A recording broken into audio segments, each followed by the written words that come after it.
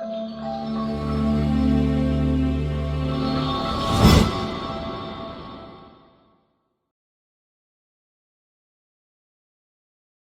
good morning everyone.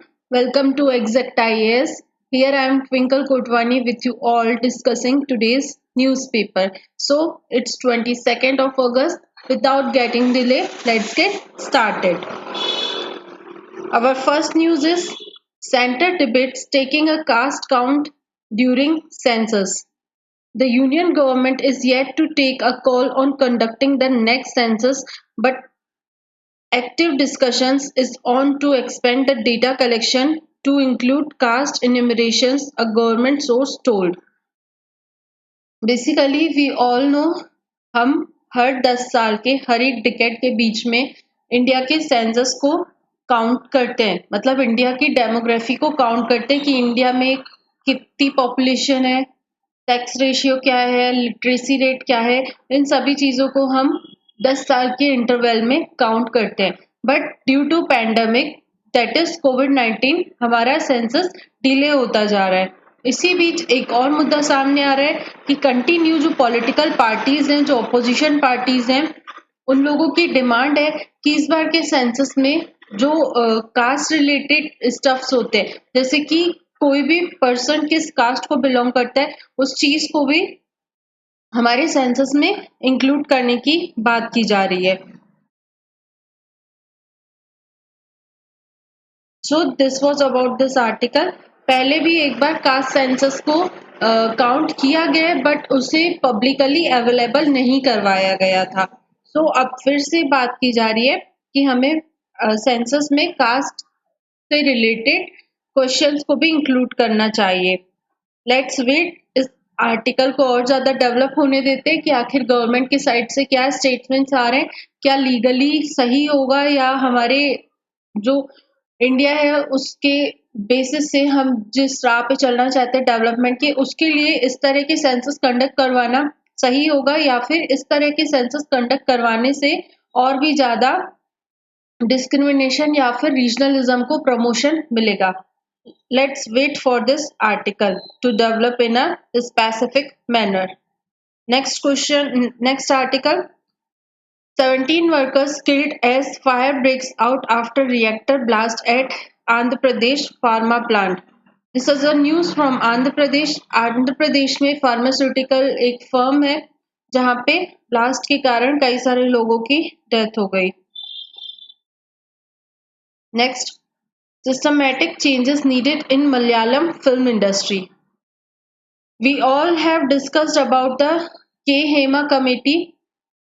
Government ने एक committee form की थी के हेमा, जिसका वर्क ये था मलयालम फिल्म इंडस्ट्री के बारे में इन्वेस्टिगेशन करना, वहाँ के बारे में पता लगाना कि जो उन पे एलिगेशंस लगाए हैं कि वो इंडस्ट्री कहीं ना कहीं वुमेन्स के सेक्सुअल हैरेसमेंट और वर्क के लिए फेवरेबल कंडीशंस नहीं प्रोवाइड करती। उस कमेटी ने अपनी रिपोर्ट जारी की और कमेटी ने कंफर्म किया कि हाँ, जो मलयालम फिल्म इंडस्ट्री है वो कहीं ना कहीं वीमेंस के साथ एक फेवरेबल ट्रीटमेंट नहीं करती है।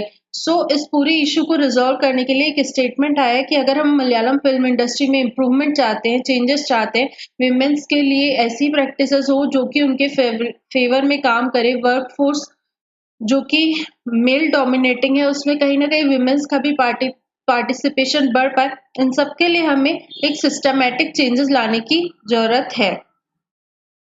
Next article, Kerala health department issues alert against mpox.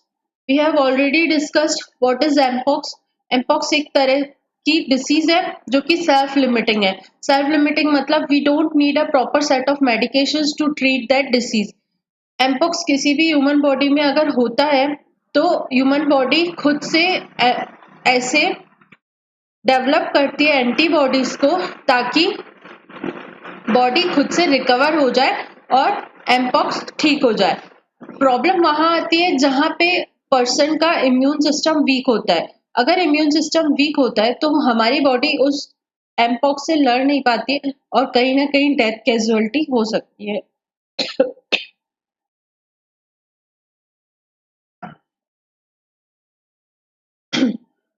पहले भी एमपॉक्स के आउटब्रेक देखने को मिले, अभी फिर से African countries that is DRC, democratic Republic of Congo, वहां पे फिर से एमपॉक्स का आउटब्रेक देखने को मिला है।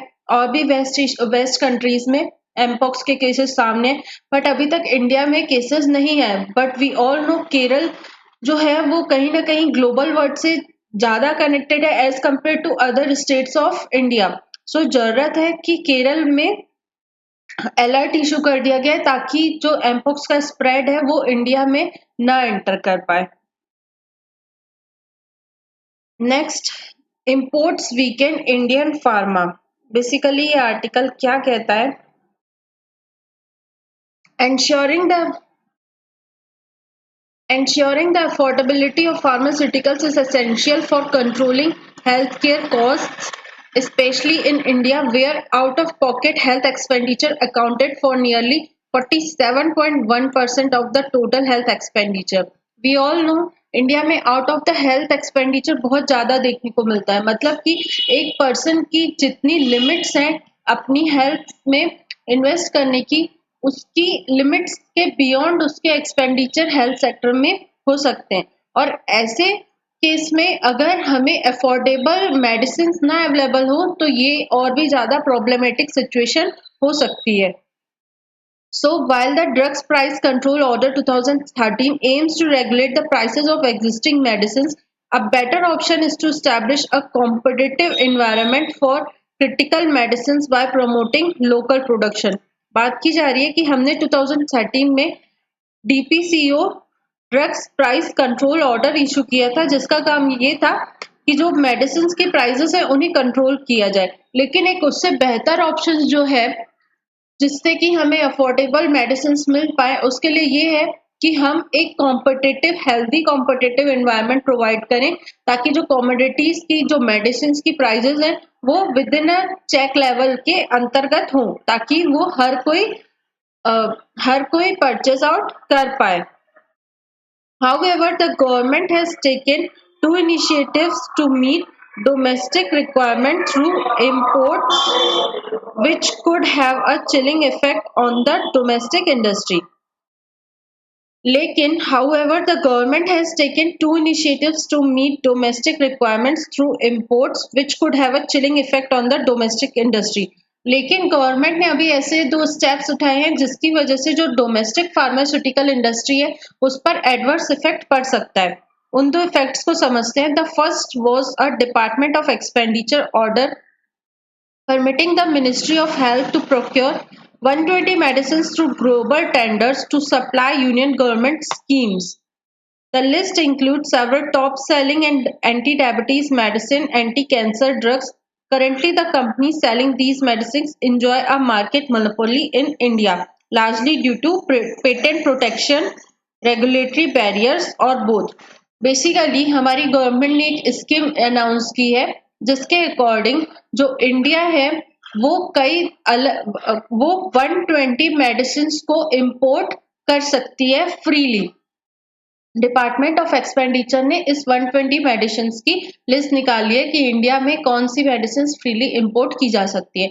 सो बेसिकली क्या होता है, अगर करंट सिनेरियो देखा जाए तो इंडिया में ऐसी मेडिसिन है तो सही, लेकिन कहीं ना कहीं या तो पेटेंट के कारण या फिर अनअवेलेबिलिटी के कारण इन कंपनीज ने इंडिया में एक मोनोपोली स्टैब्लिश कर दी गई है। मोनोपोली स्टैब्लिश करना मतलब वहां पे इंडिया में और किसी कंपनी की वो मेडिसिन अवेलेबल ही नहीं है जो वो ट्रीटमेंट कर पाए। सो अगर कोई भी कंपनी मोनोपोली स्टैब्लिश कर रही है तो उससे होता क्या है कि कहीं ना कहीं जो प्राइसेस है वो अपने अकॉर्डिंग कंपनी सेट करती है। प्राइसेस के ऊपर कोई चेक होता ही नहीं है, जितने मन चाहे उतने प्राइसेस सेट होते हैं। इससे क्या होता है कि जो कंज्यूमर है जिसको मेडिसिन की जरूरत है उसे कंपनी के हिसाब से उसे पैसे देने पड़ते हैं और कहीं ना कहीं जो एक्सपेंडिचर है out of the pocket expenditure वो बढ़ता हुआ नजर आ रहा है। सो इसी स्टेप को ठीक करने के लिए गवर्नमेंट ने स्कीम निकाली जिसके अकॉर्डिंग 120 मेडिसिन जो कि डायबिटीज वगैरह से रिलेटेड है उन सबके इंपोर्ट को इजी कर दिया गया है। Secondly, the 2024 and 25 Union Budget proposed removing the 10 to 12% customs duty on three cancer medicines marketed by AstraZeneca, ostensibly to reduce their prices. Given that some of these medicines are priced extremely high, the proposed import duty reduction would contribute little towards making them affordable. Basically बात क्या की जा रही है, जो second step है वो ये है कि गवर्नमेंट ने जो ये कैंसर ट्रीटमेंट के लिए मेडिसिन यूज की जाती है उनमें से इंपोर्ट ड्यूटी हटा दी है। इंपोर्ट ड्यूटी क्या होती है? कोई भी कमोडिटी अगर इंडिया की जियोग्राफिकल बाउंड्री के अंदर आ रही है, सपोज उसका मैन्युफैक्चर, उसकी बिल्डिंग बाहर हुई है, किसी अदर कंट्री में हुई है और हम उसे इंडिया में कंज्यूम करना चाहते हैं, तो हम उस कमोडिटी को परचेस करते हैं और उस कमोडिटी को परचेस करते समय जब वो इंडियन बाउंड्रीज के अंदर आती है तो एक तरह का टैक्स लगता है उसके ऊपर, जिसे कहा जाता है टैरिफ्स। तो इंडिया ने कैंसर ट्रीटमेंट के लिए जो मेडिसिन यूज होती है उसके उस मेडिसिन में से टैरिफ्स कम कर दिए, जिसका मकसद क्या है? टैरिफ्स कम करने का मकसद सिर्फ इतना सा है कि अगर टैरिफ्स कम होंगी तो मेडिसिन की प्राइस कम होगी और जो पीपल है वो इजीली उन मेडिसिन को परचेस करने के लिए परचेस कर पाएंगे। सो these measures could seriously disincentivize domestic producers, making the country dependent on imports. More importantly, they could reinforce two entry barriers faced by the domestic industry, namely the product patent regime and the regulatory guidelines for marketing approval of biotherapeutics. बात की जा रही है कि जो ये steps लिए गए गवर्नमेंट के द्वारा वो कहीं ना कहीं जो डोमेस्टिक मार्केट्स में गुड्स का या जो मेडिसिन है उनका प्रोडक्शन को लिमिट कर रही है। अगर गवर्नमेंट इतना इजीली एक्सपोर्ट इंपोर्ट करवा सकती है मेडिसिन को, ऊपर से उनके प्राइस भी कम करवाएगी, तो जो डोमेस्टिक प्रोड्यूसर्स है, जो डोमेस्टिक मार्केट जो इस तरह की मेडिसिन डेवलप करने का सोच रहे, कहीं ना कहीं उनका इंटरेस्ट कम होगा। क्यों? क्योंकि उनका प्रॉफिट मार्जिन कम हो सकता है। लेकिन अगर आगे बात करें तो आगे पेटेंट एक्ट के बारे में बात की गई है कि गवर्नमेंट ने जो पेटेंट एक्ट दिया है वो for the rights of the manufacturer, for the rights of the producer बनाया गया है, लेकिन कहीं ना कहीं पेटेंट एक्ट का गलत इस्तेमाल किया जा रहा है मोनोपोली क्रिएट करने के लिए। तो जरूरत क्या है कि गवर्नमेंट अपने पेटेंट एक्ट को भी एक बार रिव्यू करे और उसे इस तरह से फॉर्मुलेट करे या इस तरह से चेंजेस लाए ताकि वो डोमेस्टिक मार्केट में या जो उसका मकसद है कंज्यूमर के राइट्स को प्रोटेक्ट करने में ही हेल्प करे, ना कि मोनोपोली स्टैब्लिश करने में मदद करे। Second thing, so the government needs to review its recent decisions, but more crucially align its policies to support the growth of the domestic pharmaceutical industry. इस पूरे आर्टिकल में एक टर्म यूज हुआ है that is compulsory licence. Basically क्या कहा जाता है कि अगर किसी कंपनी के पास पेटेंट है और उस पेटेंट के चलते कंपनी अपनी मोनोपोली स्टैब्लिश करने की कोशिश कर रही है, तो वहां पे एक कंपल्सरी लाइसेंस का प्रोविजन दिया गया है पेटेंट एक्ट में ही, जिसके अकॉर्डिंग कि कंपनी से उस मेडिसिन का पूरा कंपोजिशन और सब कुछ परचेस करके किसी और कंपनी को दिया जाता है ताकि दूसरी कंपनी उस प्रोडक्ट का मैन्युफैक्चरिंग करे, बल्कि और तो और लोअर प्राइसेस में। इसे बोला जाता है कंपल्सरी लाइसेंस। इंडिया के पास ये प्रोविजन है कि इस माफिया से, इस पूरे जो ट्रैप है मोनोपोली क्रिएट करने का, उससे बचने के लिए इंडिया कंपलसरी लाइसेंस को इशू करे। बट अभी तक इंडिया ने सिर्फ एक बार कंपलसरी लाइसेंस इशू किया है, जो कि है कैंसर के ट्रीटमेंट के लिए जो मेडिसिन यूज होती है उसके कॉस्ट कहीं ना कहीं बहुत ज्यादा हो गए थे, तो उसको कम करने के लिए इंडिया ने कंपलसरी लाइसेंस का यूज किया। बोला जा रहा है कि जब इंडिया के पास ऐसा प्रोविजन है तो इंडिया को इस तरह के प्रोविजन यूज करके अपने फार्मास्यूटिकल्स को एक्सपेंडिचर को कम करना चाहिए, ना कि ऐसे स्टेप्स उठाने चाहिए जिससे कि जो डोमेस्टिक मार्केट है वो प्रॉब्लम फेस करे। इस तरह की पॉलिसीज को इंडिया को फिर से एक बार ऑब्जर्व करना चाहिए This was about this article that talks about imports of the pharmaceuticals that can weaken the Indian domestic market of pharmaceuticals. Let's move to the next article. Were 8 crore new jobs created in 3 years? ये पूरा article क्या discuss करता है? Employment or the lack of it has been a major issue of debate among economists and policymakers in India in recent years.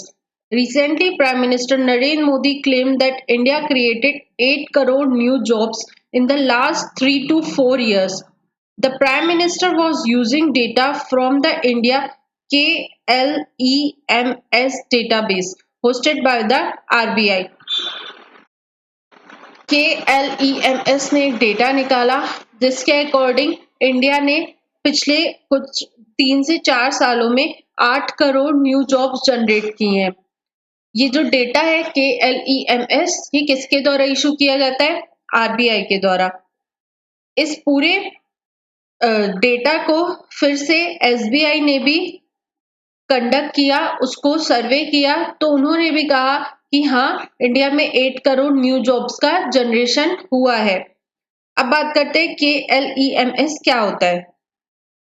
KLMES RBI का project है जिसे कि 2022 से RBI ने निकालना शुरू किया है। KLMES में K stands for capital, L stands for labor, E stands for energy, M stands for material and S stands for services. Basically जो भी कंट्री में किसी भी मतलब किसी भी कंट्री में किसी भी कमोडिटी को बनाने के लिए क्या कंपोनेंट्स यूज किए जाते हैं उनके बेसिस पे आरबीआई डेटा रिलीज करता है 2022 से। इस डेटा का एम बिल्कुल भी नहीं था कि इंडिया में एम्प्लॉयमेंट और अनएम्प्लॉयमेंट के डेटा को इशू करे। क्यों? क्योंकि इसके लिए already periodic labour force survey issue होता है जो कि हमें बताता है कि क्या एम्प्लॉयमेंट और अनएम्प्लॉयमेंट रेट रहा है। बट इस KLEMS डेटा का एक सिर्फ पॉइंट रहता है जहां पे एम्प्लॉयमेंट से रिलेटेड डेटा को फीड किया जाता है। सो गवर्नमेंट ने उस डेटा को यूज करके ये क्लेम किया कि 8 करोड़ जॉब्स न्यू क्रिएट हुई हैं इंडिया में।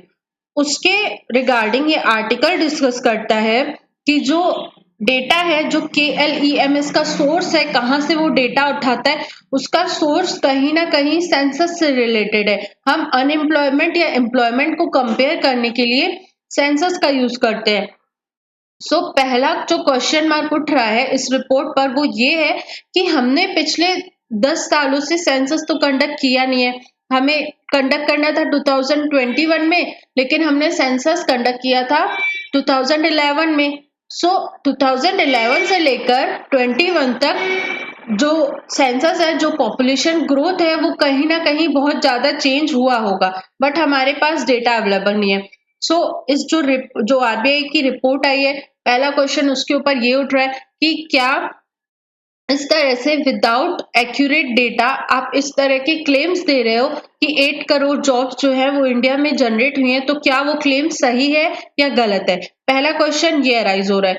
दूसरा क्वेश्चन ये अराइज हो रहा है कि जो आरबीआई है उसने एस्टिमेटेड चीजों को इंक्लूड किया है अपने डेटा में। मतलब कि जो ग्रोथ रेट, जो डिकेडल ग्रोथ रेट पहले देखी गई थी 2011 के टाइम पीरियड में, उसी डिकेडल ग्रोथ के बेसिस पे आरबीआई ने एस्टिमेट्स निकाले हैं कि 2021 में क्या एस्टिमेट्स हो सकते हैं हमारी पॉपुलेशन के। अगेन क्वेश्चन मार्क अराइज कि क्या जो डिकेडल ग्रोथ उस टाइम पे थी वही डिकेडल ग्रोथ अभी भी होगी? The answer is no, absolutely no, क्योंकि गवर्नमेंट ने कई सारे ऐसे इनिशिएटिव्स चलाए हैं जो कि पॉपुलेशन कंट्रोल पर फोकस करते हैं। उसमें से एक इनिशिएटिव ये भी रहा है कि गवर्नमेंट का टारगेट भी रहा है कि जो टोटल फर्टिलिटी रेट है वो 2.2% रखना है, लेकिन इंडिया का टोटल फर्टिलिटी रेट कहाँ है? 2.0 में। सो इस तरह के कई सारे अलग अलग डेटाज हैं जो ये जस्टिफाई कर रहे हैं कि जो एस्टिमेट्स डेटा यूज किया जा रहा है उसके अकॉर्डिंग हमारे पास जो रिजल्ट्स निकल रहे हैं वो सही नहीं है, दैट इज ऑल्सो एस्टिमेटेड। सो इस इस हिसाब से हमें एक क्लेम नहीं करना चाहिए कि जो एम्प्लॉयमेंट है वो इस रेट से इस रेट तक जनरेट हो गया है। इस पूरे आर्टिकल में ये डिस्कस किया गया है कि जब हमारे पास ऑलरेडी पीरियोडिक फोर्स सर्वे का डेटा है जो एक्यूरेट बातें बताता है कि क्या ग्रोथ रेट रहा है, क्या अनएम्प्लॉयमेंट रेट रहा है, तो हमें क्या जरूरत है कि हम आरबीआई के इस डेटा को यूज करके क्लेम्स दें। तो हमारे लिए इस पूरे आर्टिकल से K L E M S important हो जाता है, इसका फुल फॉर्म इम्पॉर्टेंट हो जाता है, कौन इशू करता है ये इम्पॉर्टेंट हो जाता है, और सारी चीजें इम्पॉर्टेंट हो गई जो हमने डिस्कस की कि क्या किस वजह से हम इसके डेटा को नहीं एक्सेप्ट कर रहे हैं या हमें क्यों जो ऑलरेडी इस्टेब्लिश सिस्टम है जहां से हमें डेटा मिलता है उसे ही एक्सेप्ट करना चाहिए। अगर इस आर्टिकल की गिस्ट की बात करें तो KLEMS stands for Capital, Labor, Energy, Material and Service. It is a framework used to measure industry level total factor productivity. So basically ये डेटा इशू करने का मकसद क्या था कि हमें इंडस्ट्रियल लेवल पर ये पता पड़े कि जो टोटल फैक्टर की प्रोडक्टिविटी है, हर एक फैक्टर जो इन्वॉल्व हो रहा है इंडस्ट्री को चलाने में उसकी प्रोडक्टिविटी क्या है। इस KLEMS का एम क्या रहा है, टोटल फैक्टर प्रोडक्टिविटी को इंडस्ट्रियल लेवल पे बताना, which is considered a measure of the efficiency of all the inputs to produce a unit of output। मतलब कि किसी भी यूनिट ऑफ आउटपुट मतलब किसी भी प्रोडक्ट की एक यूनिट जनरेट करने के लिए हमें कितने इनपुट्स की जरूरत होती है उसकी एफिशिएंसी को मेजर करने के लिए KLEMS का यूज किया जाता है। The objective of the KLEMS framework is not to produce data on employment। KLEMS का काम एम्प्लॉयमेंट के डेटा को जनरेट करना नहीं है। In India, KLEMS, the estimates of population in 2017-18 and 1920 were borrowed from the Economic Survey 2021-22। The Economic Survey projected these populations by assuming that population growth rate between 2001 and 2011 were the same for the years after 2011।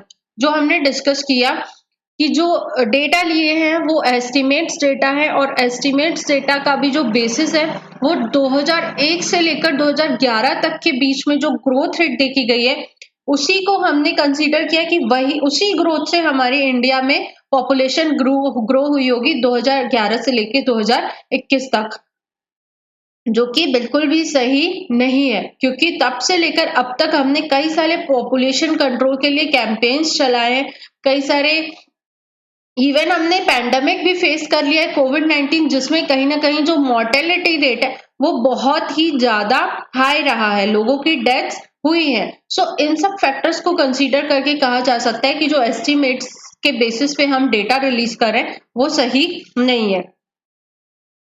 Data from India KLEMS, which was designated for very different purpose, are being used to derive a political narrative on employment generation। Basically ये कहा जाता है कि जो ये data है वो political चीजों को फुलफिल करने के लिए यूज किया जा रहा है। पॉलिटिकल चीजें क्या कि किसी भी पॉलिटिकल पार्टी का एम रहता है कि अपनी बेहतर चीजों को प्रोजेक्ट करना, डेटा से उसको वेरीफाई करना। सो गवर्नमेंट हमेशा कहती रहती है कि हमने एम्प्लॉयमेंट जनरेट किया, हमने हेल्थ सेक्टर में ये किया, हमने पॉपुलेशन कंट्रोल किया, इस तरह से चीजें गवर्नमेंट अक्सर क्लेम करती रहती है। अगर ये चीजें डेटा से सेटिस्फाइड हो जाती है तो ये और भी ज्यादा फेवरेबल हो जाता है गवर्नमेंट के लिए अपनी क्लेम्स को रखना। सो बेसिकली बात की जा रही है कि इस तरह के डेटास को पॉलिटिकल फुलफिलमेंट के लिए नहीं यूज करना चाहिए, बल्कि जो एक प्रॉपर सिस्टम है जहां से अनएम्प्लॉयमेंट रेट और एम्प्लॉयमेंट रेट को जनरेट किया जाता है उसी पर हमें रिलाय करना चाहिए, अपने जो चीजें उन्हें चेंज नहीं करना चाहिए। This was about this article. Let's get move to the next article on the politics of faith analysing the sensibilities behind the Kanwar Yatra. In the month of August, streets and highways across Delhi were filled with the vibrant saffron-clad figures of convoyaries carrying bamboo poles and pitchers filled with water from the sacred river of Ganga. The Kanwar Yatra, a pilgrimage undertaken annually by lakhs of Shiva devotees, have largely been a peaceful event. However, this year was marked by significant escalations in violence, vandalism, and physical assault by Kanwaryaris across various states, with at least 11 such reported incidents. Basically, ये article जो हमारे India में कंवर यात्रा conduct होती है, मतलब कि जो शिव के डिवोटीज रहते हैं, जो शिव के फॉलोअर्स रहते हैं, वो सावन के महीने में कंवर यात्रा निकालते हैं। उनका एम ये रहता है कि वो अपने शोल्डर पर एक बम्बू की स्टिक रख के उसमें गंगा का सैक्रेड वाटर लेके जाते हैं, और उनका मानना ये है कि हम जब ये वाटर शिव जी को अर्पित करेंगे तो उससे हमें ब्लेसिंग्स मिलेंगी।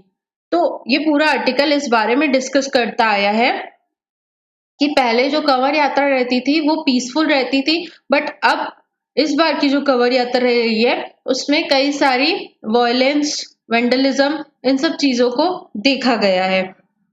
और इस पूरे आर्टिकल में फैक्ट्स दिए गए हैं कि कितना मेल का रेशियो क्या रहा है, फीमेल का रेशियो क्या रहा है, लोग क्यों विजिट करते हैं कंवर यात्रा में, फैमिली प्रेशर के कारण या रिलीजियस फेथ के कारण या सिर्फ जॉय के पर्पज से। फिर उसके बाद इकोनॉमिकल चीजें भी कही गई हैं कि कितना एक्सपेंस हो जाता है, कुछ लोग अगर नहीं कंवर यात्रा कर पाते हैं तो उनके पीछे रीजन क्या है। ये पूरा आर्टिकल एक जनरल अवेयरनेस के हिसाब से सही है, बाकी यूपीएससी में इससे रिलेटेड क्वेश्चन आने के चांसेस बहुत कम है। तो बेसिकली अवेयरनेस के हिसाब से हमने समझा कि कंवर यात्रा क्या होती है, और इस साल उस पर कुछ जो प्रॉब्लम फेस की गई वो क्या क्या प्रॉब्लम्स हो सकती हैं। Then PM begins Poland visit, says it will help forge more vibrant relationships. Prime Minister Narendra Modi arrived in Warsaw on Wednesday, the first visit by an Indian Prime Minister to Poland in 45 years. Most important thing, पिछले 45 सालों में पहली बार India के prime minister ने Poland की visit की है। Then Mr. Modi expressed confidence that the visit will serve as a natural continuation of extensive contacts between the two countries and help create the foundation for stronger and more vibrant relations in the years ahead. He will visit Ukraine next. Basically जो इनकी visit है Poland में वो हमारे relations और भी बेहतर बनाएगी और इम्प्रूव होने में मदद होगी। My visit to Poland comes as we mark 70 years of our diplomatic relations. Poland is a key economic partner in Central Europe. Our mutual commitment to democracy and pluralism further reinforces our relationship. I look forward to meeting my friend Prime Minister Donald Tusk and President Andrzej Duda to further advance our partnership. Basically जो हमारे India के PM है mister prime minister Narendra Modi, उनकी अभी Poland visit, उन्होंने अभी Poland country visit की है। ऐसा 45 साल में अब हुआ है कि हमारे कंट्री के पीएम पोलैंड की विजिट पर गए। उनका कहना यह है कि दोनों कंट्रीज जो हैं वो डेमोक्रेसी, प्लूरलिज्म, इस तरह की एक्टिविटीज को प्रमोट करती है। इस तरह अगर दो कंट्रीज की आइडियोलॉजी सेम रहती है तो उनके रिलेशनशिप्स और भी बेहतर तरीके से डेवलप होते हैं और अच्छे रिलेशनशिप्स दोनों कंट्रीज के बीच में हो सकते हैं। तो यूपीएससी हैक के अकॉर्डिंग हमारे लिए इंडिया और पोलैंड का जो फ्रेंडशिप का शेयर है वो इम्पोर्टेंट हो जाता है। तो इसे हम समझते हैं। India and Poland diplomatic relations were established in 1954, leading to the opening of Indian embassies in Warsaw in 1957. The two countries shared common ideological perceptions based on their opposition to colonialism, imperialism and racism.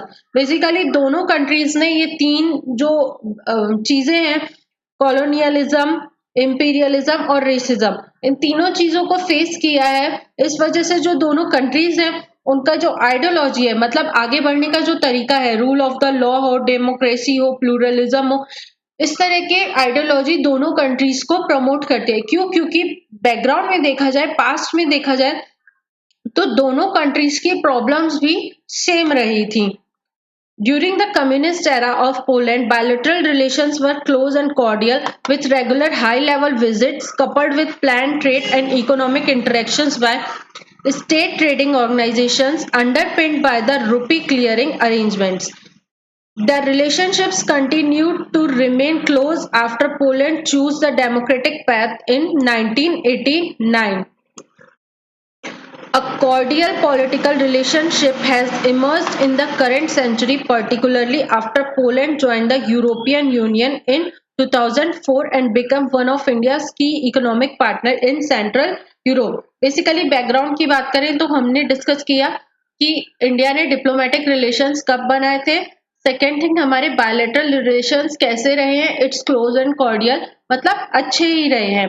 फिर उसके बाद जब democratic path Poland ने choose किया in the year of 1989, तब से हमारे relationships और भी ज्यादा क्लोज होते गए। और जब से पोलैंड यूरोपियन यूनियन का पार्टनर बना है 2004 में, तब से वो इंडिया का की इकोनॉमिक पार्टनर पूरे सेंट्रल यूरोप में भी बन गया। मतलब इंडिया की जो ट्रेड एक्टिविटीज हैं, ट्रेड एक्सचेंजेस हैं, वो पोलैंड के साथ और भी ज्यादा बढ़ते चले गए हैं। Then, economic and commercial relations. Export. Poland is India's largest trade partner and export destination in the Central European region, with bilateral trade growing almost sevenfold over the last 10 years. As per Indian statistics, overall trade is US dollar 2.36 billion. Indian exports to Poland contribute to 0.48% and only 0.15% of India's import was covered by Poland. Basically अगर economic चीजों की बात की जाए तो जो export है, import है, वो भी काफी अच्छा रहा है। जो इंडिया है वो पूरे सेंट्रल यूरोपियन रीजन में सबसे बड़ा इंडिया का ट्रेडिंग पार्टनर जो रहा है वो पोलैंड ही रहा है, पहली चीज। दूसरी चीज, इंडिया और पोलैंड की अगर ट्रेड की बात करें तो ट्रेड इंडिया के फेवर में रहा है। क्यों? क्योंकि जो इंडिया का एक्सपोर्ट है पोलैंड में वो 0.48% ऑफ ओवरऑल इंडिया ट्रेड रहा है। और जो पोलैंड का और जो इंडिया का इंपोर्ट है, इंडिया जो चीजें पोलैंड से अपने देश में मंगवाता है वो 0.15% रहा है। सो दैट मीन्स कि जो ट्रेड है वो इंडिया के फेवर में रहा है। इन्वेस्टमेंट की बात करें तो इंडिया ने पोलैंड में $3 बिलियन की इन्वेस्टमेंट कर रखी है। फिर फॉरेन डायरेक्ट इन्वेस्टमेंट की बात करें तो पूरा जो भी इंडिया में फॉरेन डायरेक्ट इन्वेस्टमेंट क्या होता है कि जो भी कंट्री है, सपोज इंडिया कंट्री है, तो इंडिया में इन्वेस्टमेंट के लिए अगर बाहर से पैसा आ रहा है, बाहर से कैपिटल आ रहा है, मतलब कि कोई फॉरेन कंट्री हमारे इंडिया के शेयर्स में या कंपनीज में इन्वेस्ट कर रही है, तो उसे बोला जाता है foreign direct investment. Foreign direct investment की बात की जाए तो 0.16% of the total FDI is from the Poland. So हमने पोलैंड का सिग्निफिकेंस समझ लिया कि इकोनॉमिकली पोलैंड हमारे लिए कितना इम्पोर्टेंट है, वहां पे हमने कितना इन्वेस्ट कर रखा है, और FDIs में भी पोलैंड एक की पार्टनर रहा है। मतलब कि पोलैंड ने हमारे कंट्री के शेयर्स, इन्वेस्टमेंट्स, कंपनीज में अपना बहुत ज्यादा कैपिटल इन्वेस्ट कर रखा है।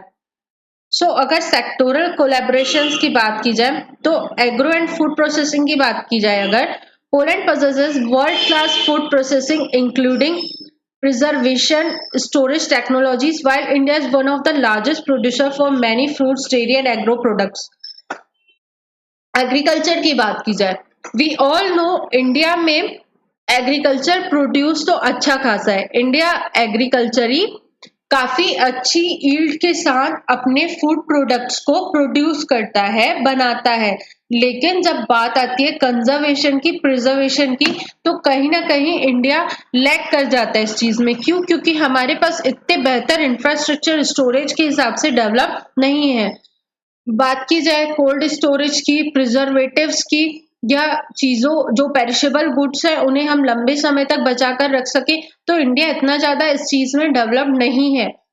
सिमिलरली पोलैंड इस सेक्टर में बहुत अच्छा काम कर रहा है। वहां पे प्रिजर्वेटिव्स और स्टोरेज से रिलेटेड टेक्नोलॉजीज बहुत अच्छी डेवलप्ड है। तो हम दोनों कंट्रीज को कोलैबोरेट करके ऐसी चीजें, ऐसी टेक्नोलॉजीज एक्सचेंज करनी चाहिए, ताकि जो इंडिया का फूड एंड एग्रीकल्चर सेक्टर है वो और भी बेहतर तरीके से ग्रोथ कर पाए और इसकी मदद हम पोलैंड को भी कर पाए। Then information technology sector, around 13 Indian IT companies employing more than 10,000 professionals are currently active in Poland and are also operating their Europe operations from here. Similarly, जैसे कि एग्रीकल्चर में हमें एक्सचेंजेस की जरूरत है, आईटी सेक्टर में भी हमने एक्सचेंज किए हैं। टेक्सटाइल सेक्टर, जो India has presently a share of only 3.73 overall in the Polish textile and apparel imports। Textile sector में जो पोलैंड है वो इंडिया से जितना इंपोर्ट करता है वो सिर्फ अभी 3.73% है। हमें जरूरत है कि हम इसे भी और भी ज्यादा बढ़ाएं। हमारा जो पोटेंशियल है, जो इंडिया का टेक्सटाइल सेक्टर है, वो बहुत अच्छे तरीके से डेवलप्ड है। सो जरूरत है कि हम टेक्सटाइल सेक्टर में भी वर्क करें और इंडिया के जो एक्सपोर्ट्स हैं to the Poland in the sector of textile उसे बढ़ाया जा सके। माइनिंग और एनर्जी सेक्टर की बात करें तो Poland possesses reputed clean coal technologies and Polish public sector companies have played a substantial role in development of mining and power sectors in India। Mining और एनर्जी में भी पोलैंड बहुत अच्छा डेवलप कर रहा है और पोलैंड की कई कंपनीज ने इंडिया की माइनिंग और कोल सेक्टर्स में भी इन्वेस्टमेंट या उनके डेवलपमेंट में रोल प्ले किया है। Pharmaceuticals, given Poland's strategic location, shortages in healthcare personnel and 25% growth in the pharma market in the last 5 years, there are good opportunities for Indian exporters and investors। Basically जो Poland की location है वो ऐसी है कि वहां पे health care की शॉर्टेजेस देखने को मिलती रही है, जबकि इंडिया में हेल्थ के सेक्टर में हम सब जानते हैं कि इंडिया एक जो हेल्थ केयर टूरिज्म है उसे अपनी ओर अट्रैक्ट करता है। सो हमें इस चीज में वर्क करना चाहिए ताकि हम पोलैंड में अपनी हेल्थ केयर सर्विसेज को एक्सपोर्ट कर पाए और उन्हें फैसिलिटीज प्रोवाइड कर पाए। We need to develop in the pharmaceutical and chemical sector as it is a good opportunity for us since Poland is facing some issues with this sector। Cultural and educational institutions relations की बात करें तो culturally भी Poland और India कई सारे exchanges को ensure करता है। 19th सेंचुरी से ही एक्सचेंज स्टार्ट हो गया था। 19th सेंचुरी में पोलैंड ने हमारे संस्कृत टेक्स्ट को पोलिश लैंग्वेज में कन्वर्ट किया था, ट्रांसलेट किया था। फिर पोलैंड ने हमारे जो इंडिया के कल्चरल प्रोग्राम्स हैं या महात्मा गांधी की जो 150 बर्थ एनिवर्सरी है उसे सेलिब्रेट किया था। इंटरनेशनल योगा डे हमारे साथ सेलिब्रेट किया था 2015 में। और भी बात की जाए तो 1940s के बाद जब सेकेंड वर्ल्ड वॉर चल रहा था तो उस टाइम पे जो इंडिया के पंजाब वाले रीजन में महाराजा रंजीत सिंह का रूल चल रहा था। महाराजा रंजीत सिंह थे, उन्होंने वहां के कई सारे बच्चों को, कई सारे लोगों को 1940s के टाइम पे एक शेल्टर प्रोवाइड की थी। एक उन बच्चों को, वहां के पोलैंड के लोगों को एक सहारा दिया था ताकि वर्ल्ड वॉर लाइक सिचुएशंस, जो वॉर लाइक पीरियड था उस टाइम पे, उन लोगों को प्रोटेक्शन मिल पाए, सिक्योरिटी मिल पाए और वो रह पाए। सो पोलैंड की गवर्नमेंट ने वहां के कई सारे ऐसे स्क्वायर्स, कई सारी जगहों के नाम हमारे महाराजा रंजीत सिंह जी के नाम पर भी रखे हैं। सो बेसिकली ये पूरा आर्टिकल, इस पूरे आर्टिकल में हमने इंडिया और पोलैंड के रिलेशंस को समझा। ये अभी तक का रिलेशन है। हम अब वेट करेंगे कि प्राइम मिनिस्टर नरेंद्र मोदी जी की विजिट के बाद हमारे रिलेशंस में और क्या इम्प्रूवमेंट आ रहा है और क्या एग्रीमेंट्स हम साइन करें जिससे कि दोनों कंट्रीज का ओवरऑल ग्रोथ हो सके और प्लस प्लस लाइक सिचुएशन दोनों के लिए बन सके. This was about this article. Let's get moved to the next article. Dalit tribal organizations protest against SC sub-quota decision. Basically हम सब जानते हैं कि जिस तरह से ओबीसी में डाइवर्जन रहता है, जैसे कि ओबीसी को दो पार्ट्स में डिवाइड किया गया है, creamy layer, non creamy layer, मतलब कि एक तरह का सब कैटेगराइजेशन हुआ है कि जो क्रीमी लेयर है उन्हें रिजर्वेशन के बेनिफिट्स नहीं मिलते हैं और जो नॉन क्रीमी लेयर है उन्हें रिजर्वेशन के बेनिफिट्स दिए जाते हैं. तो उसी तरीके से सुप्रीम कोर्ट ने अलाउ कर दिया है कि आप स्केड्यूल्ड कास्ट में भी सब कैटेगराइज कर सकते हो और जो रियल बेनिफिट्स जिनको जरूरत है कि जो असल में अभी भी मेन स्ट्रीम में इंक्लूड नहीं हो पाए हैं उन्हें रिजर्वेशन का फायदा मिल पाए तो उनको रिजर्वेशन मिलना चाहिए. बट इस सब सुप्रीम कोर्ट के सब कोटा के डिसीजन को लेकर दलित्स और ट्राइबल ऑर्गेनाइजेशंस में प्रोटेस्ट चल रहा है. हमारे लिए अब ये इम्पोर्टेंट है, मतलब एक हम ये चीज डिस्कस कर सकते हैं. अभी तो डिसीजन आ गया, लोग प्रोटेस्ट कर रहे हैं, पर मेरा एक क्वेश्चन आपसे ये है कि आप इस मैटर में सोचना, जो ओबीसी कैटेगरी है, अदर बैकवर्ड क्लासेस, उसे हमने इकोनॉमी और उनकी एजुकेशन वगैरह के बेसिस पे कैटेगराइज किया था. अगर हम किसी भी कम्युनिटी को इंसेंटिव्स प्रोवाइड कर रहे हैं तो उनका एजुकेशन लेवल, उनका इकोनॉमिक लेवल सब सुधर सकता है. लेकिन जो एससी और एसटी है उन्हें हमने क्यों कैटेगराइज किया था? The answer is social backwardness के कारण. पहले समय से एससी और एसटी कैटेगरी ने सोशली हमेशा पीछे रहे हैं, उन्हें कभी भी प्रायोरिटाइज नहीं किया है, उन्हें अनटचेबल्स कंसीडर किया गया, उनके लिए इकोनॉमी के ऑप्शंस अवेलेबल नहीं थे, अर्निंग की लाइवलीहुड के ऑप्शंस अवेलेबल नहीं थे, इवन टेम्पल्स में एंट्री अवेलेबल नहीं थी. मतलब हर तरह का डिस्क्रिमिनेशन उन्होंने फेस किया है, वो भी सोशली. तो क्या अगर हम किसी को रिजर्वेशन प्रोवाइड कर रहे हैं तो क्या उसमें जो सोशली एक अलगाव फेस किया है, जो सोशली जो कम्युनिटी एकदम अलग रही है शुरू से, क्या वो उस चीज को कंपनसेट कर सकती है, हाँ या नहीं?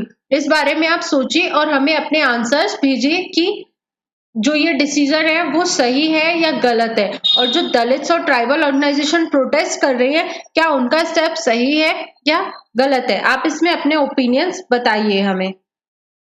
This is an open ended question which I have asked from you all. Next news. WHO investigating suspected new polio strain in Meghalaya. We all know 2014 में WHO ने इंडिया को पोलियो फ्री डिक्लेयर कर दिया था. जो last polio case था वो 2011 में देखा गया था. उसके बाद इंडिया में पोलियो केसेस नहीं देखे गए, लेकिन अभी मेघालय में फिर से पोलियो का केस सामने आया. उसके ऊपर स्टडी की गई तो ये देखा गया कि ये केस पोलियो का जो है वो वाइल्ड पोलियो केस नहीं है, बल्कि एक वैक्सीन ड्रिवन केस है. वैक्सीन ड्रिवन केस क्या होता है कि जब किसी पर्सन को वैक्सीन प्रोवाइड की गई पोलियो की, तो उसका जो इम्यून सिस्टम है वो इतना वीक था कि उस इम्यून सिस्टम ने उस वायरस से लड़ नहीं पाया, और जो हमने उस वैक्सीन के थ्रू थोड़े वीकेंड वायरसेस उस बॉडी में डाले थे, फिर भी इम्यून से न लड़ने के कारण वो वायरसेस स्ट्रॉन्ग हो गए और उस पर्सन को पोलियो की डिसीज फेस करनी पड़ी. ये सारी चीजों को इन्वेस्टिगेट करने के लिए WHO इस पूरी चीज को इन्वेस्टिगेट कर रही है कि जो न्यू पोलियो वायरस आया है, जो मेघालय में जो केस आया, वो सच में वैक्सीन ड्रिवन ही है या फिर वाइल्ड पोलियो वायरस सामने आया है। अभी मैंने जो भी डिस्कस किया वायरस की चीजें, उसे मैंने कल की क्लास में भी डिस्कस किया था कि किस तरह से किसी भी डिसीज को खत्म करने के लिए हम वैक्सीन बनाते हैं, और उन वैक्सीन्स में बेसिकली हम और कुछ नहीं बल्कि जिस वायरस से, जिस भी चीज से वो डिसीज होती है, उस वायरस को थोड़ा वीक करके अधमरा बना के उस वैक्सीन में डालते हैं और बेसिकली उस बॉडी में इंजेक्ट कर देते हैं, ताकि जो बॉडी की इम्यून सिस्टम है वो उस वायरस से वाकिफ हो जाए, उसे उस वायरस का नॉलेज मिल जाए, और अगर फिर कभी नियर फ्यूचर वो वायरस हमारी बॉडी में एंटर करता है तो हमारी बॉडी ऑलरेडी उस चीज के लिए तैयार है और उससे रिलेटेड एंटीवायरस या एंटीबॉडी जनरेट करके हमारी बॉडी में वो डिसीज ना होने दे। सिमिलरली अभी क्या हुआ कि उस जो पर्सन था जिन्हें पोलियो वैक्सीन दी गई, उनका इम्यून सिस्टम वीक होने की वजह से उनकी बॉडी में वायरस के अगेंस्ट एंटीबॉडीज नहीं बन पाई और पोलियो की डिसीज उन्हें हो गई। This was about this article. Let's get move to the next article. Center issues office memorandum on National Task Force. We all know about the sequence of the Kolkata rape and murder case. Basically पहले ये case वहाँ की कोलकाता का high court handle कर रहा था, फिर ये केस सीबीआई को ट्रांसफर किया गया, फिर ये केस सुप्रीम कोर्ट ने सुमोटो के थ्रू लिया, फिर सुप्रीम कोर्ट ने एक नेशनल टास्क फोर्स बनाने की बात की थी कि हमें डॉक्टर्स की सेफ्टी सिक्योरिटी को इंश्योर करने के लिए, उन्हें वर्किंग फेवरेबल कंडीशंस प्रोवाइड करने के लिए एक टास्क फोर्स बनानी है जो इस पूरे मुद्दे को सर्वे करे, इंक्वायरी करे और उससे रिलेटेड रिकमेंडेशंस हमें दे। Next article, SC to examine need for environmental regulator. The Supreme Court on Wednesday decided to examine the need for a permanent environmental regulator similar to those found in the telecom and electricity sectors. Basically, इस article में जो supreme court है उन्होंने एक demand को examine किया है। समय समय पर ये डिमांड रही है कि जिस तरह से हर एक सेक्टर का अपना एक रेगुलेटर है, चाहे वो टेलीकॉम सेक्टर हो, चाहे वो पावर जनरेशन हो, चाहे वो एनर्जी सेक्टर हो, सबका एक रेगुलेटर है। सिमिलरली एनवायरनमेंट को भी रेगुलेट करने के लिए एक स्पेसिफिक रेगुलेटर होना चाहिए। तो सुप्रीम कोर्ट ने इस डिमांड को एग्जामाइन करने की बात कही है, लेकिन इस पूरे आर्टिकल में ये मानना है कि जब हमारे पास ऑलरेडी इतने सारे पार्ट्स हैं, जैसे कि नेशनल ग्रीन ट्राइब्यूनल हो गया, जैसे कि सुप्रीम कोर्ट खुद हो गए, और the central empowered committees and finally the supreme court itself. So जब हमारे पास ऑलरेडी इतनी सारी बॉडीज हैं जो कि एनवायरनमेंट को रेगुलेट कर रही हैं, तो फिर से अपने एफर्ट्स को डुप्लीकेट करने की क्या जरूरत है, मतलब कि फिर से ऐसी बॉडी बनाने की क्या जरूरत है जो कि एनवायरनमेंट को भी रेगुलेट करे। ये क्या होगा कि हमारे जो वर्क फोर्स है उसे और भी ज्यादा डिस्ट्रीब्यूटेड बनाना, और भी ज्यादा कोई भी प्रोसेस है उसे लेंदी बनाना कि एक और पाथ ओपन हो जाए, फिर वहां से भी केसेस सामने आए, फिर वही केसेस सुप्रीम कोर्ट के पास जाए। इस तरह से डाइवर्सिफाई करने की जरूरत नहीं है, हमारे पास ऑलरेडी रेगुलेटर एग्जिस्ट करते हैं। बट वेट, सुप्रीम कोर्ट का क्या जजमेंट आता है, सुप्रीम कोर्ट क्या चाहती है कि क्या हमें सच में एनवायरनमेंट रेगुलेटर की जरूरत है या नहीं, इस बारे में हम फिर से डिस्कस करेंगे। पहले ये पूरा आर्टिकल अच्छे से डेवलप हो जाए। Next article, rapid e-com growth could hit millions of retail stores and jobs. Commerce and Industry Minister Piyush Goyal on Wednesday raised questions about the business and pricing strategies of major e-commerce players like Amazon in India and dismissed a report that included e-tailers' growth did not pose a significant risk to employment opportunities in the country. Basically इस पूरे article में जो e commerce sector है जो इतनी rapid speed से grow कर रहा है, उसका ड्रॉबैक क्या हो सकता है वो डिस्कस किया गया है। ई कॉमर्स सेक्टर्स जो है वो B2S मॉडल को प्रैक्टिस नहीं कर सकते। B2S मॉडल को प्रैक्टिस नहीं कर सकते मतलब बिजनेस टू कंज्यूमर। डायरेक्ट जो ई कॉमर्स सेक्टर कंज्यूमर से डील कर रहे हैं, कंज्यूमर्स को अपने प्रोडक्ट्स बेच रहे हैं, वो उनके एम्बिट में नहीं आता है। सो जो हमारे मिनिस्टर हैं पीयूष गोयल सर, उन्होंने ये क्वेश्चन अराइज किया है कि आखिर किस राइट से वो ऐसा कर रहे हैं। दूसरी चीज जो है उन्होंने डिस्कस की है वो ये है कि हमें अक्सर सुनने में आता है कि अमेजन ने इंडिया में इतने इन्वेस्ट किए, इस ई कॉमर्स सेक्टर ने इंडिया में इतने इन्वेस्ट किए। वो ये सारी चीजें सुनने में अच्छी लग रही हैं या देखने में अच्छा लग रहा है कि ठीक है हमारे इंडिया में इन्वेस्टमेंट हो रहा है, बट कहीं ना कहीं ये इन्वेस्टमेंट जो है वो जो रिटेलर शॉप है, जो बिजनेसमैन है या फिर जो पर्सन अपने गुड्स या सर्विसेज को प्रोवाइड कर रहे हैं नियर फ्यूचर, ये उन्हीं के एम्प्लॉयमेंट पर क्वेश्चन मार्क अराइज हो सकता है। कहीं ना कहीं ये ई कॉमर्स सेक्टर्स जो हैं वो उन्हीं की जो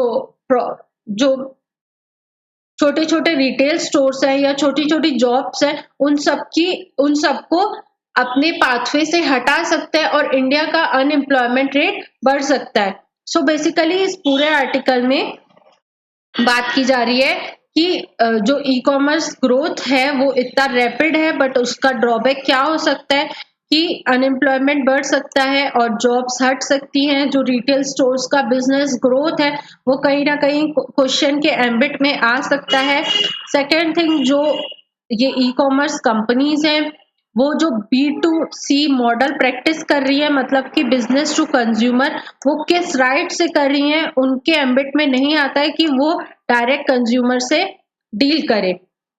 सो this was about this article. Next article, Bangladesh interim government to revoke diplomatic passports issued during Hasina era. We all know हमारी जो नेबरहुड कंट्री है बांग्लादेश, वहां पर रिजाइम चेंज हुआ। पहले वहां की प्रेसिडेंट शेख हसीना हुआ करती थी, अभी वहां पे इंटरिम गवर्नमेंट फॉर्म की गई है जिसके जो लीड हेड है वो मिस्टर यूनुस है। उन्होंने एक ऑर्डर इशू किया है जिसके अकॉर्डिंग जो वहां पे पिछले 10-12 सालों में, मतलब कि जो शेख हसीना जी के टाइम पीरियड पे जो डिप्लोमेटिक पासपोर्ट्स इशू किए गए थे उन सबको रिवोक करने की बात कही जा रही है। Then next important article, ICAR pan state team makes a tool small enough to edit plant genomes। ये हमारे यूपीएससी के हिसाब से बहुत इंपॉर्टेंट आर्टिकल है। इसको समझने के लिए पहले मैं कुछ बैकग्राउंड समझाती हूँ आपको कि पहले अभी टेक्नोलॉजी इतने बेहतर तरीके से डेवलप कर गई है या टेक्नोलॉजिकल ग्रोथ इंडिया में इतना बेहतर है, इस टेक्नोलॉजी के चलते हमने जीनोम एडिटिंग को भी प्रमोट किया है। जीनोम एडिटिंग भी टेक्नोलॉजी डेवलप हो गई है, लेकिन उसके कुछ ड्रॉबैक्स थे, जैसे कि हम प्लांट्स को या एग्रीकल्चरल सेक्टर में जीनोम एडिटिंग नहीं यूज कर पा रहे थे।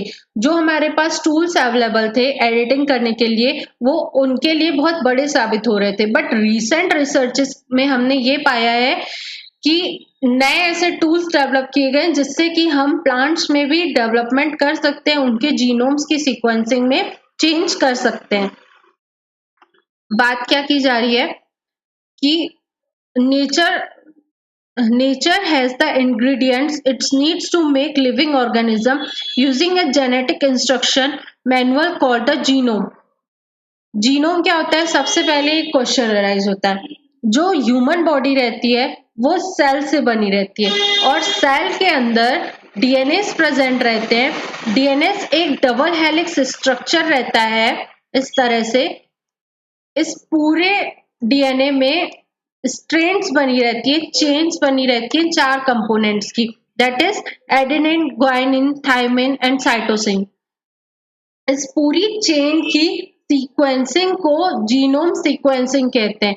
ये पूरा एक कह सकते हैं कि रूल बुक है कि किस तरह से किसी भी ह्यूमन बॉडी के स्ट्रक्चर को बनाया जाएगा। सो अगर ये सीक्वेंसिंग पर्सन के हाथ में आ जाए तो एक पर्सन भी एक पूरी लिविंग क्रिएचर को बना सकता है।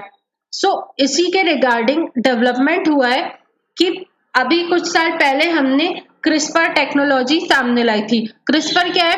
क्रिस्पर एक जीन एडिटिंग टूल है, मतलब कि जो मैंने अभी बात की जीनोम की सब यूनिट को जीन बोला जाता है।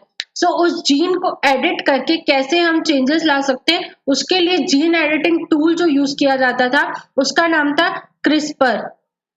क्रिस्पर जो है वो 2 प्रोटीन से मिलकर बना हुआ था, Cas9 और Cas12। जो क्रिस्पर रहता था वो जीन के स्पेसिफिक पार्ट को टारगेट करता था, उसे एक्सट्रैक्ट करता था और वहां पे नया जो जिस तरह का एडिटिंग हमें चाहिए उसे बना देता था। इस तरह से हम जीन एडिटिंग की प्रोसेस को कंडक्ट करते थे। लेकिन जो ये Cas9 था वो एग्रीकल्चरल फील्ड में यूजफुल नहीं साबित हो पा रहा था। क्यों? क्योंकि जो एग्रीकल्चरल जीन्स थे वो हमारे ह्यूमन जीन से भी छोटे थे, इस वजह से जो क्रिस्पर है वहां पे वो एडिटिंग नहीं कर पा रहा था। लेकिन रिसेंट रिसर्चेस में एक नया एडिटर साइंटिस्ट कम्युनिटी ने सर्च किया है जिसका नाम है ISDRA TNPB। सो हमारे लिए इस पूरे आर्टिकल में मोस्ट इम्पॉर्टेंट थिंग जो है वो ये है, TNPB क्या है। पहले भी यूपीएससी ने जीन एडिटिंग से रिलेटेड क्वेश्चन पूछे हैं, सो इसलिए हमारे लिए TNPB और भी ज्यादा इम्पोर्टेंट हो जाता है। TNPB एक ऐसा टूल है जिसे जीनोम एडिटिंग में हम यूज करेंगे जीन्स को कट आउट करने के लिए। अगर ये टेक्नोलॉजी बहुत बेहतर तरीके से डेवलप हो गई, मतलब हम एग्रीकल्चरल फील्ड में फूड क्रॉप्स के जीन को बहुत अच्छे तरीके से एडिट करने लगे, तो कहीं ना कहीं एग्रीकल्चर सेक्टर में रिवॉल्यूशन देखने को मिल सकता है। मतलब कि एग्रीकल्चर सेक्टर में यील्ड जो है वो बहुत ज्यादा बढ़ सकती है। सो हमारे लिए इस पूरे आर्टिकल में इम्पोर्टेंट हो जाता है जीनोम क्या होता है, जीन्स क्या होते हैं हमने समझे, उनकी एडिटिंग क्या होती है हमने समझ ली। अभी तक जो टेक्नोलॉजी यूज हो रही थी दैट इज क्रिस्पर Cas9 जो टूल यूज हो रहा था वो हमने समझ लिया। और आगे जो नई रिसर्च सामने आई है ISDRA TNPB, ये मोस्ट इंपॉर्टेंट हो जाता है हमारे यूपीएससी हैक के अकॉर्डिंग। यूपीएससी कैसे भी क्वेश्चन बना सकता है कि TNPB किससे रिलेटेड है या क्या वर्क करता है, तो हमें उस चीज के लिए तैयार रहना है कि जो TNPB है वो रिलेटेड है हमारे जीन एडिटिंग टेक्नोलॉजी से। हम जीन एडिटिंग में TNPB का यूज कर सकते हैं। सो this was all about today. Hope you all like the session. हमारे ऐसे और बेहतर और इंटरेस्टिंग सेशन से बने रहने के लिए आप एग्जैक्ट IAS से जुड़िए। एग्जैक्ट IAS के यूट्यूब चैनल, इंस्टाग्राम पेज और टेलीग्राम के चैनल को सब्सक्राइब करिए ताकि आप सबको टाइमली जो भी हम पोस्ट करते हैं जिससे कि यूपीएससी एग्जाम और भी इजीली क्रैक हो पाए उसके बारे में आपको इंफॉर्मेशन मिलती रहे। Hope you all like the session. Thank you so much.